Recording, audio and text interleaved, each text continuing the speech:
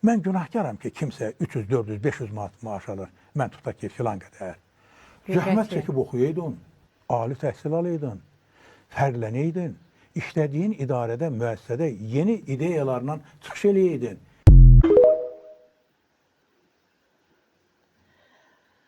Bizim millət vəkilimiz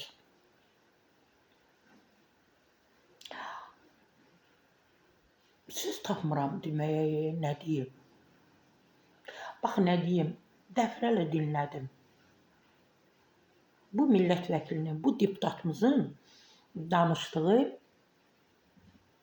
fikirləri, dediyi, söylədiyi fikirləri çox dinlədim. Tövsiyəsi var xalqına, millətinə. Siz nə deyir, bizim kimi oxuyardınız. Çox əmək haqqı alardınız, çox pul qazanardınız.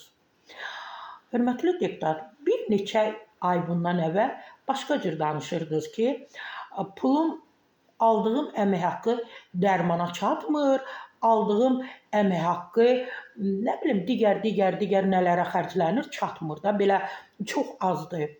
İndi maşallah əmək haqqınız da qalxıb, kifayət qədər dərmana pul verə bilərsiniz. Amma insanları bu qədər aşağılamaq olmaz. Siz də əmək haqqından gilələnirdiniz. Baxmayaraq ki, 3000, 4000, 5000 manat azeyinlə əmək haqqı alırdınız. Siz də gilələnirdiniz ki, niyə görə? Siz ki, oxumusunuz, millət vəkiliydiniz. Siz niyə əmək haqqından gilələnirdiniz ki, dərmana çatmır? Və bu insanlar 200, 300, 400 manat alır, 500. Demək, onlar giləylənə bilməz. Azından bu xalqın arasında olur. Gedin insanlarla görüşün. O qədər bizim həddən artıq ziyalılarımız var. Bakı Dövlət Universitetini qutarıb, digər institutları, universitetləri qutarıb.